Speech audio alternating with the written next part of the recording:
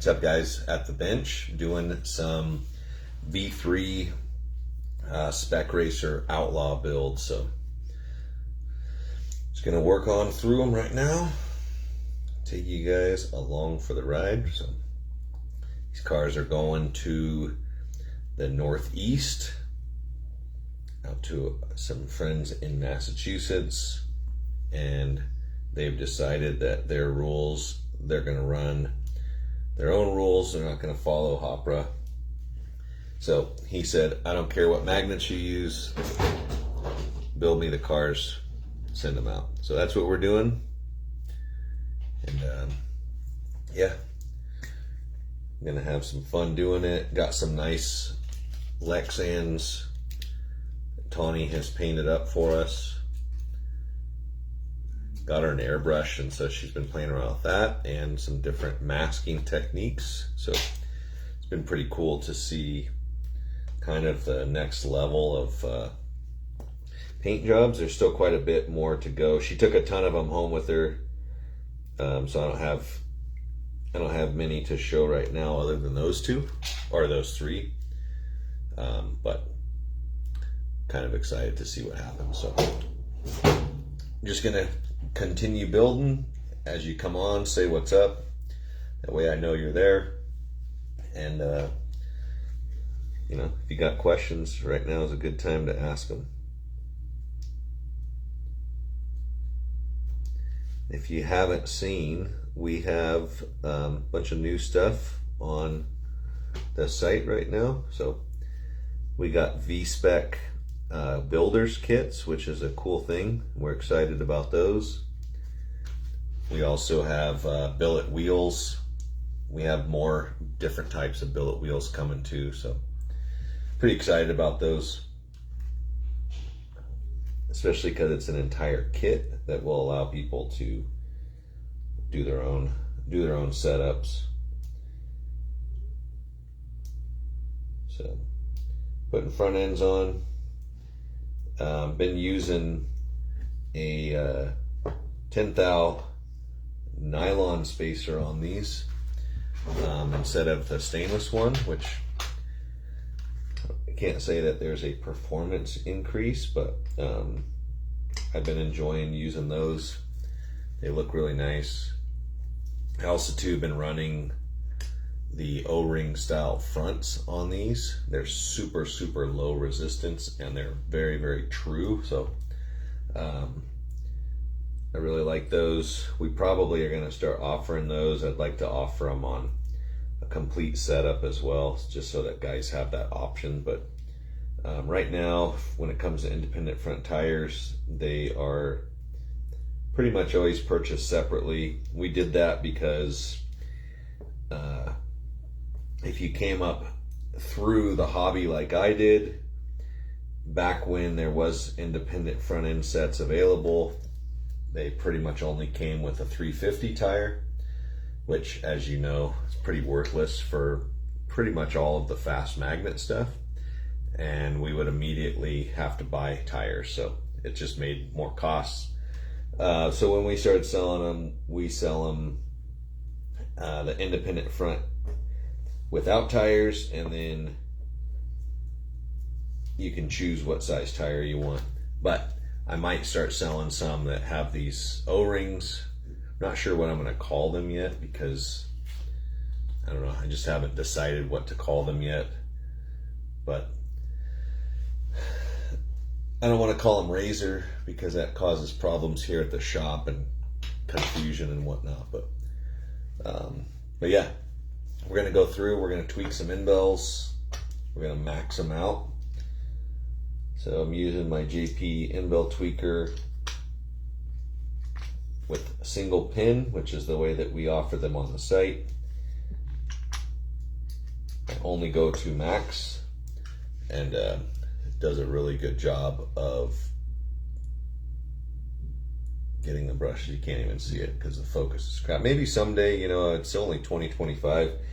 Maybe someday a camera will actually figure out how to focus on what you're wanting to show it versus all of the crap in the background. Like, you would think that with AI we could do that, maybe that'll happen before my lifetime's over. But until then, you guys are just gonna, if you want to see what that looks like, check out the JP Tool on the Viper site. We have a video on there, and basically that covers what I'm doing right now.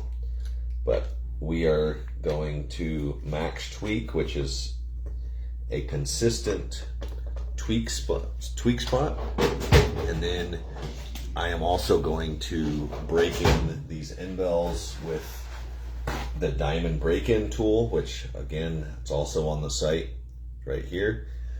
I like to use the coarse one, so that's what I'm going to be using right now. I also like to put it in my Dremel tool, but if you do this, you have to make sure about 2 seconds is all you need. Otherwise, you're going to just smoke your brushes. So I usually just turn it on, turn it off, and then I check. Hey Cody, what's happening? So that right there is pretty much all that is needed to break those brushes into at least 90%, which is about where I like to do it, 90 to 95%.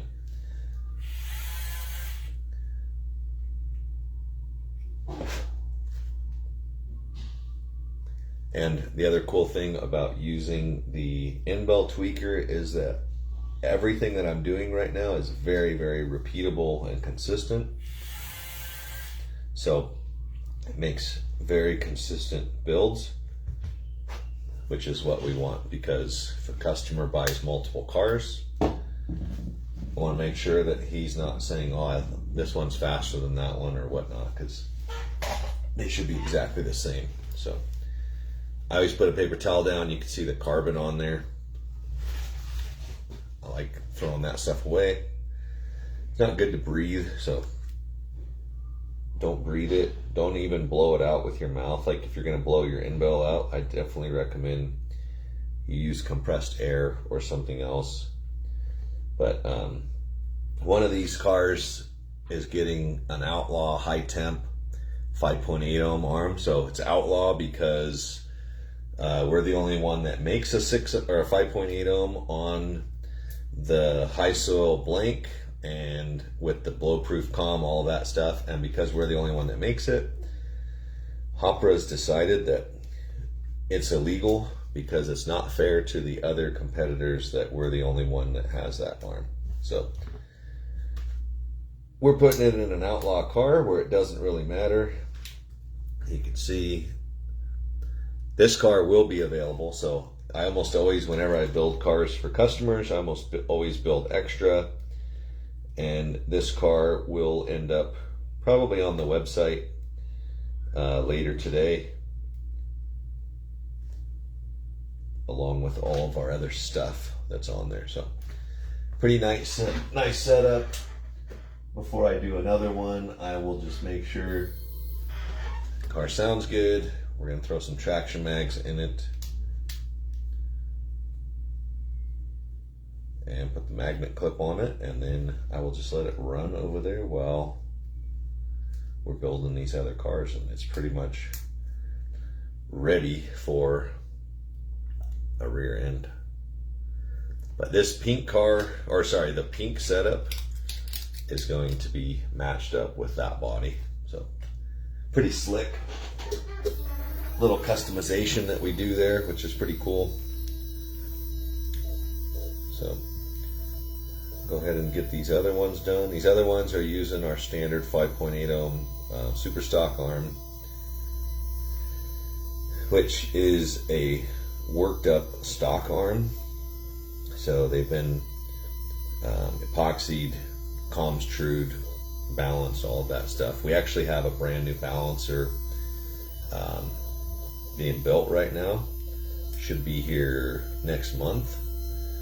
And when that happens, you guys better look out, because we're going to be making the most power of anybody, because we're going to have the most precision equipment. No more doing it by hand, no more guesswork.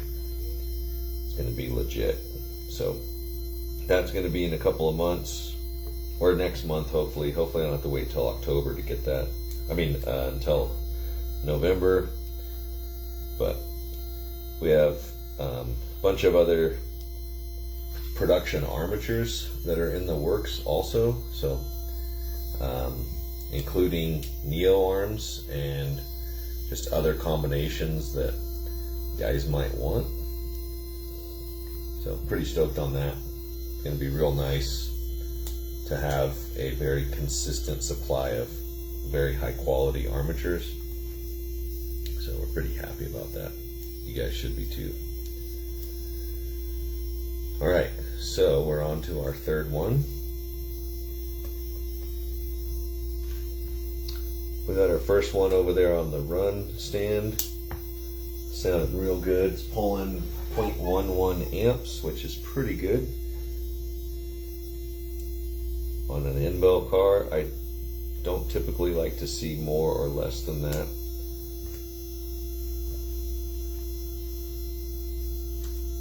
So obviously doing high downforce orientation on these, but here's the one with the red rims. Red rims gets neon green body.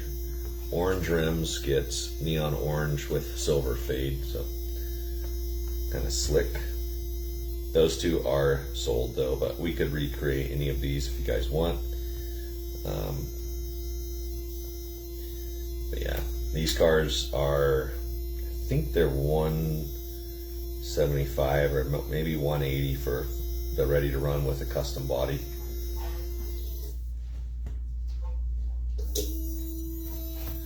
Okay, let's get parts put away.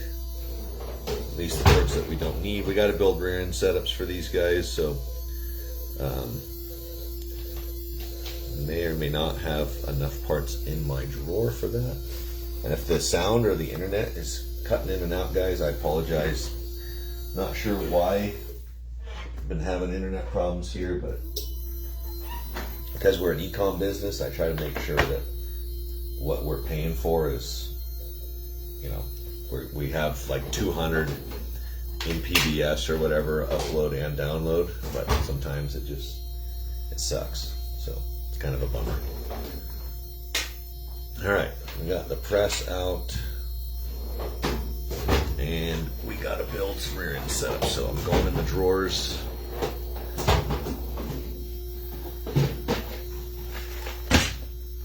So this bin has lots of axles.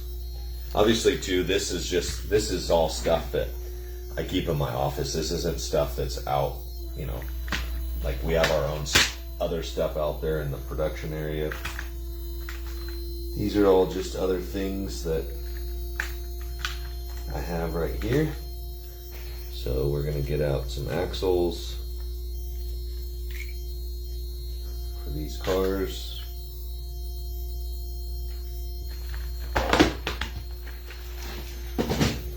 These are going to be slip-on cars too, so we are going to run the Holy rims on them, the Holy 250s, because those are the best 250 rims ever made. Ultra lightweight, full of holes. Haven't had one person break one yet, at least that I know of, which is pretty cool. And that's because the way that this stuff was all drawn and designed, basically we took weight out of areas that don't need the weight, so there was pretty much no compromise in strength. So now we're gonna get some gears. We have two, which sucks, but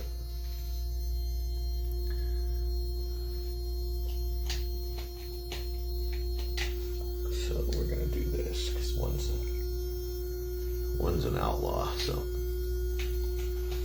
give the Outlaw a little bit different ratio.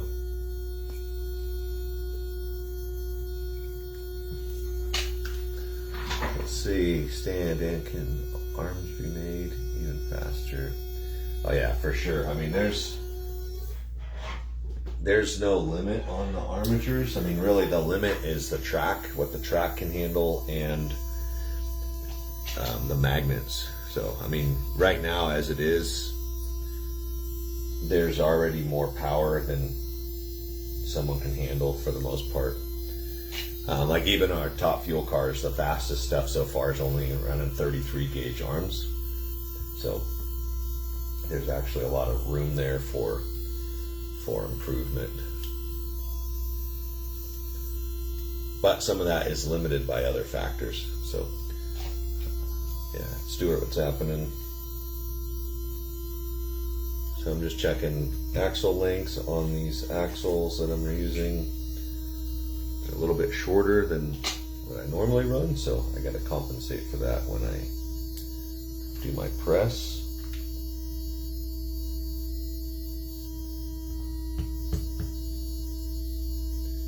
Nobody likes their axle to be sticking out one side and not on the other side, so.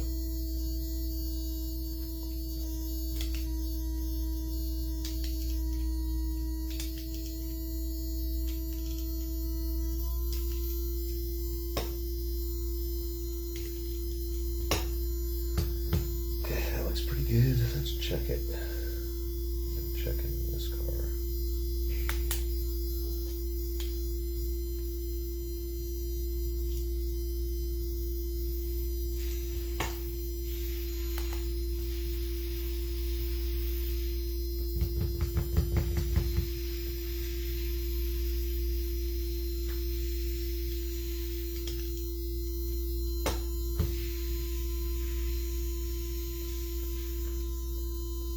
Ceramics, no idea.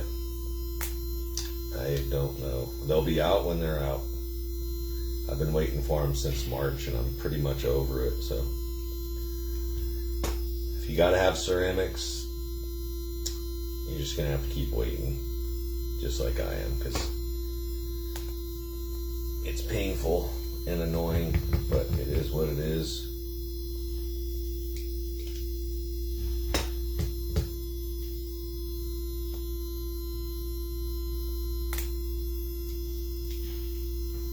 There is ceramic motor mags, so the same old ceramic motor mags work.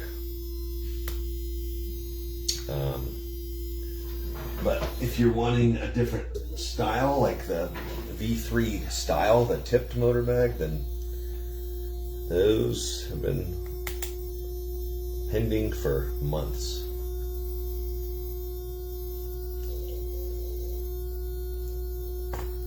Let's give this guy just a smidge more.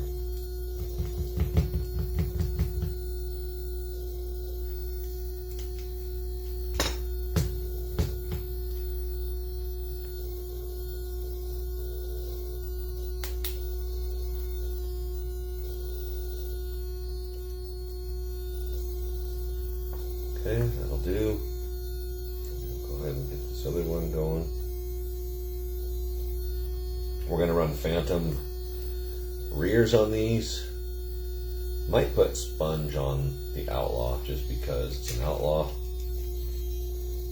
Break all those stupid rules with that one.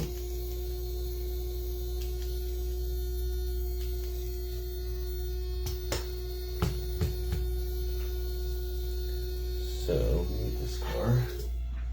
This car does have to comply to the spirit of the rules. I'm just making sure I have the same amount of axle sticking out both sides.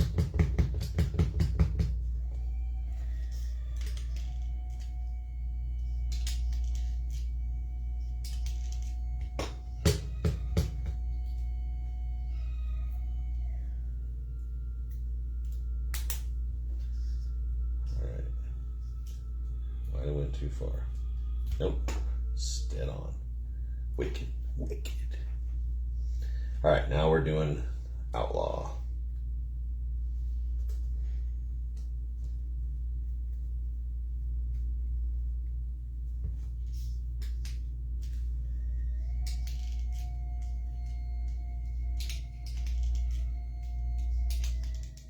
Hopefully you guys had a good week.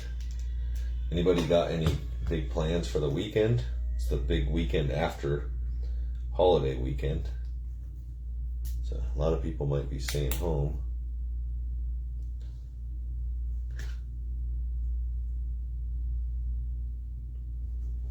This one, I'm not digging how that feels.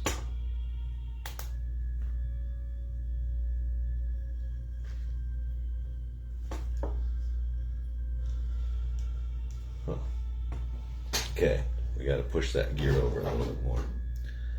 How long? Stan asked how long I've been building slot cars. So I would say building them daily has been pretty much every single day for the last 14 or 15 years. But I've been into slot cars for, I mean, probably the last 30 years or so, maybe more than that.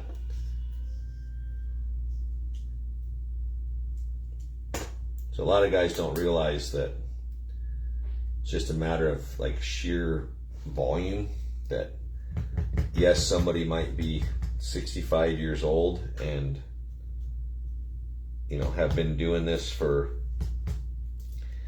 many, many more years than I have. But on the flip side of that, I do it every single day, all day, every day. Sprint racing on the banked oval. That sounds pretty awesome. That sounds like a lot of fun. You guys should try doing the brass weighted car, the V3 with brass weights. That would be pretty awesome.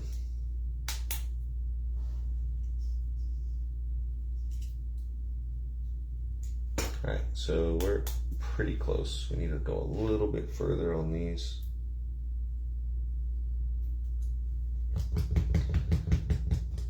And then I gotta find the spacer that feels better than this one did, because this does not feel, this is our normal spacer we run on the V1, but for some reason on this thing,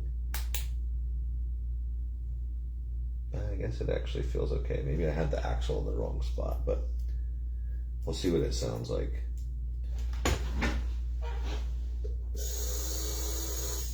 So sounds pretty dang good. So I think we're good with that. And I am gonna put silly sponge on here. Stan says I'm amazing. Hey, I appreciate it. Only amazing because you guys enable us to be amazing. And you know, something to remind you guys of too. You guys usually just see me on the Viper stuff, but Viper is a whole team of people. I mean, we have 8 people here that all contribute daily to what Viper does every single day. And you know, I want to make sure, I want to make sure that, you know, people don't think it's just me, because there's no way that we do way too much for one person. I mean, it hasn't been just me for 10 years, you know. So just pointing that out, you know, I want to make sure that my crew gets the credit. And a lot of times, I mean, they don't necessarily want to be on camera, or they're not as comfortable. I don't really care about being on camera. Like, I'm not afraid of any questions or anything like that, so I'm not worried about stuff. Whereas, you know, others might be a little bit more uncomfortable with questions where they're not necessarily experts when it comes to HO slot cars, and I don't want anybody feeling that way, because I know how that is. That's how I was in school. I hated school with a passion. Not the right environment for me, that's for sure. All right, Holy hubs are on, and let's get these ones on here, and then we'll find some sponge tires. Put on this bad boy.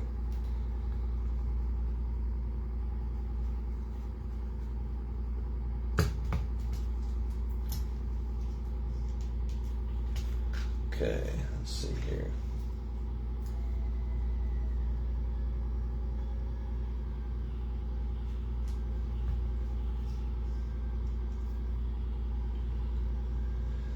All right, oiling up the rear axle and the crown and the spacer. Getting our axle pins in. That guy is legit. Brian says he's gonna try traction mag and magnet weight combo. Heck yeah.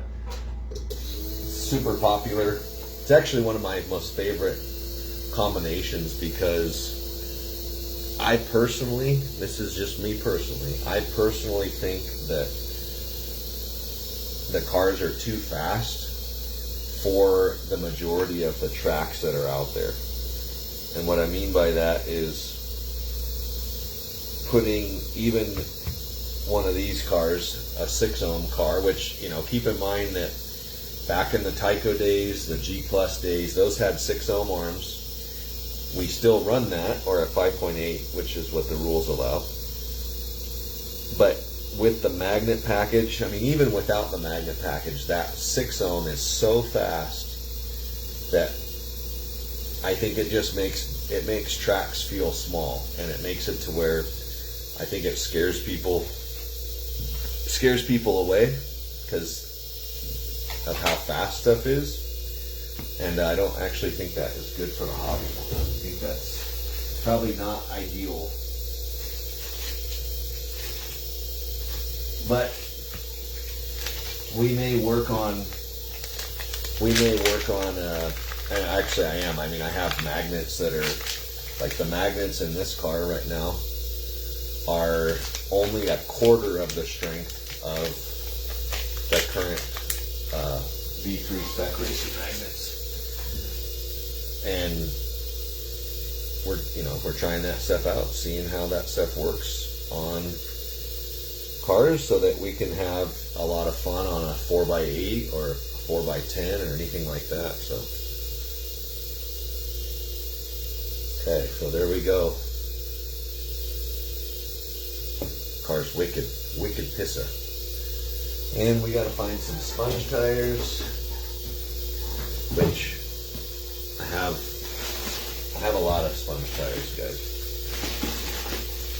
These are all sponge. Probably get rid of them eventually, but not right now. Right now we're trying to find a happy size.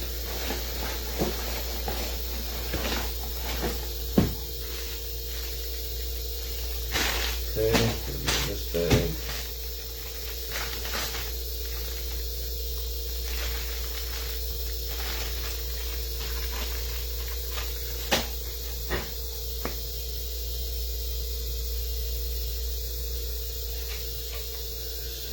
Yeah, wicked pissa, absolutely. Hey, if I lived in Massachusetts and I fished, man, my boat absolutely would be named Wicked Pissa. I mean, that's like mandatory, right? I don't know, you guys that are out there probably would be like, that's played out. You probably got better names. I want to hear some of the better names. I know that when John and I went out there, we had a lot of fun seeing different stuff and, you know, different lifestyle, which is cool.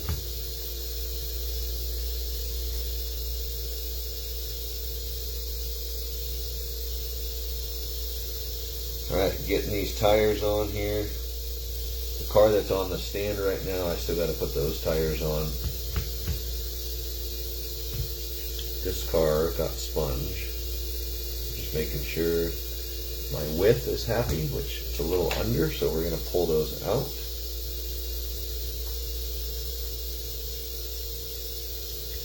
One inch 310 is my target. So that's where I like to put them so that you don't have to worry about tech. It's a couple thou under. So 1 inch 310. That's what we got. This one's getting oil. And just going to make sure that I have good visible clearance, which it does. There we go. So that car getting this body.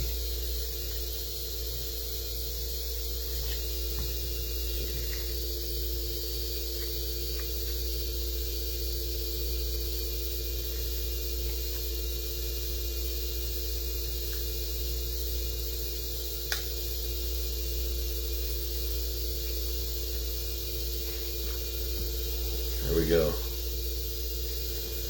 Pretty wicked. Steven says, "We made the newly found passion." Heck yeah, man. I appreciate it. That's what it's all about, you know. It's all about being able to get your package, go into your area, and in your area, you're the professional. You know best. You do exactly what you want to do. You build exactly what you want to build, and then you go out and you get to drive it. I mean, that's friggin' awesome. Like, that's one of the biggest things that I would say I love about this hobby is that as hobbyists, we get to be the professional, and we get to be the person that knows best, all of those things when we run it. Now, when you go to the track or you go to a race group, maybe that order changes a little bit, but when you're at your home, and if you're not into racing, if you're just into playing around with buddies, you absolutely are in 100% control of your HO slot car program or 1/32 scale or whatever it happens to be. And I love that about the hobby. Like, I think that is awesome. There's not a lot of other things where you can do that and really have fun. I mean, you could love basketball or love football or love soccer, but like, how often do you get to go do that by yourself and really have a blast and just say, man, that was so much fun? I mean, that's what slot cars have been doing for all of us for decades. Or if you're just getting back into it or getting into it for the first time, maybe it's just starting that for you. So here's the green and red one. And let's get this orange one figured out. And then we're going to go back to the track. Since these are done, you guys are going to get to go see how they run. We'll see what happens. John's making noise cutting armatures upstairs, but we should be fine. You guys should still be able to see what's going on.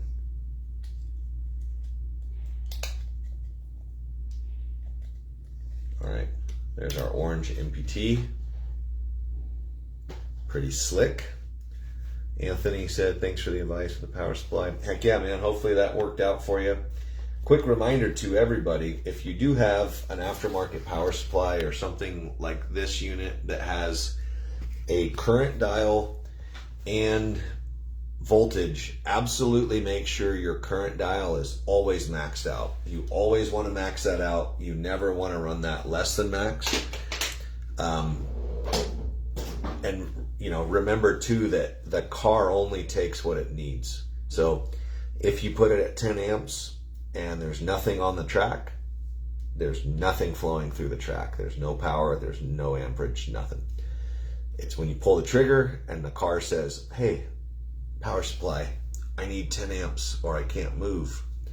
That's what's going to happen. Okay, it does it really fast. So keep that in mind. Max out those power supplies so that you're getting the maximum out of everything. And yeah, we're going to head back to the track. Hopefully the tripod's back there. I can jump you guys into there and go for it. So Anthony says he's been out for 35 years. Hey man, that's awesome, you coming back. Like, this is something a lot of people are rediscovering that they did when they were younger. It's a great thing for retirement. And you know, if you can't see like me, you just get a set of these bad boys. So Steven says he's been experimenting. Yeah man, it's so much fun. Like, it's great. So we're gonna go, I'm gonna pull you guys out of my holder, grab our cars, and we're heading back to the track. Little peek out the window in the Viper room. All of our fulfillment stuff. And then in this window, if you haven't seen it before, I have just some 132 cars and some custom cars John has done. Go down the hall, take a right, got a little track up on the wall there, go back into the warehouse area to the track. So here's the track. You guys have seen this thing probably a gazillion times. We're gonna turn power on. Okay, and I'm gonna put you guys in the tripod. hopefully without turning anything off. All right, I'll scoot you back a little bit. It's probably going to be not the best sound because I'm not mic'd up, but the point of this is just to see these cars run. So let's see how they do.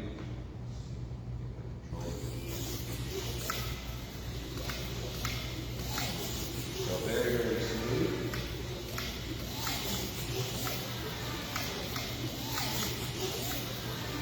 Good power. And right into the 270s right off the bat, so it's really good.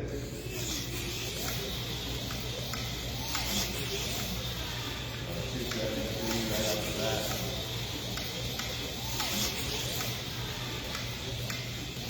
269. So those were both the spec racers. This one's the Outlaw. So this car, 251, and I can tell that it has a lot of like decel because of the sponge tire. So the sponge tires on this thing, when they're not broken in, they have a lot of decel and a lot of like rolling resistance. So those will need, they'll get broken in and the car will just get faster and faster. So happy with all of those. That's all the testing that I need to do. I mean, I've done so many of these things that if something is not right, I usually know it before I come out here. Let's see, let me get you guys back. All right, so if something's not right, I know it before I even come out here. But if one of those spec racers with the slip-ons, if it ran like the other car, I would absolutely look at it because it shouldn't have that much natural braking, but due to the sponge tires, I'm sure that that's what it was from. So something you can check too, guys, is you can pop your rear end out of your car and just roll it on the track. And by doing that, let me put you guys back in here real quick. Oh my goodness. Okay, so you can take a rear end setup. Okay, just the rear end. I mean, you could do this too. I mean, I've done it with a car with no pickups. But just run this rear end down your track and see how far it goes. And you might have a car that, or a set of tires where you're like, man, these tires work really good. Almost always those tires are just going to roll and roll and roll with the least amount of resistance. Typically with the sponge tires, it's white silicones that do that because of, I don't want to go all the way into why the whites do that, but there are certain pigments that are less, they have lower rolling resistance. So these gray Phantoms, they also are categorized there where they have lower rolling resistance than black. And that's all tested and proven by us here. So, but that's going to do it. I'm going to get these cars packed up in some containers like so, little clamshells. Get some little napkins in there so that they don't fly around and stuff. And I still have time. Let's see. I still have time to go get these guys in the mail and get them off to Massachusetts. This car, I'm going to take pictures of, create a listing for it, and put it on the website. So this car will be available. Thanks for hanging out, guys. I'll look through the comments real quick again. Steven says, 6x12, having a blast, hopping up cars. For now, it's just him. Oh yeah, like, absolutely. 6x12 is a great size, and being able to, change up the track and do whatever you guys want, like, you just can't beat that, like, it's good old fun every single time.